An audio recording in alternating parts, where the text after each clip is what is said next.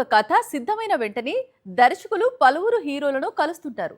ఎవరికి నచ్చితే వాళ్ళు ప్రొసీడ్ అవుతారు. మిగతా హీరోలు వేరే ప్రాజెక్టులకు వెళ్ళిపోతారు. ప్రస్తుతం బాక్స్ ఆఫీసును బద్దలు కొడుతున్న రెండు చిత్రాలను చూస్తే ముందుగా ఆ చిత్రాల్లో వేరే హీరోలను అనుకున్నారట. కానీ వారు మిస్ అయ్యారు. కథ నచ్చి నటించిన హీరోలు భారీ వసూలను చూస్తున్నారు.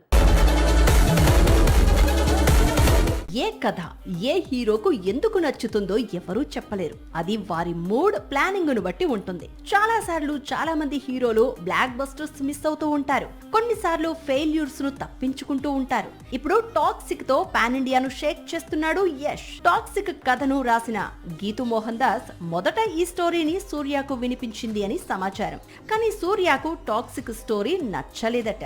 బీభత్సమైన వయోలెన్స్, భారీ స్థాయిలో బోల్డ్ సీన్స్ ఉండడంతో సూర్యకు టాక్సిక్ కాన్సెప్ట్ నచ్చలేదట. తెలుగు రాష్ట్రాల్లో దుమ్ము రేపుతున్న రవితేజ ఇరుముడి కథకు ముందుగా అనుకున్న హీరో నాగ చైతన్య అట.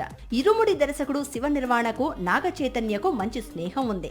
గతంలో వీరిద్దరూ మజిలీ లాంటి బ్లాక్ బస్టర్ లోనూ నటించారు. అందుకే ఇరుముడి కథకు ముందుగా నాగ చైతన్యను అనుకున్నా అదే సమయంలో చై ఇతర ప్రాజెక్టుల్లో బిజీగా ఉండడంతో ఇరుముడిని మిస్ అయ్యాడని సమాచారం. రీజన్ ఏదైనా రిజల్ట్స్ ఎలా ఉన్నా ఇప్పుడు టాక్సిక్ కు సూర్యను ఊహించలేం. అలాగే ఇరుముడిలో నాగ చైతన్యను ఎక్స్పెక్ట్ చేయలేం.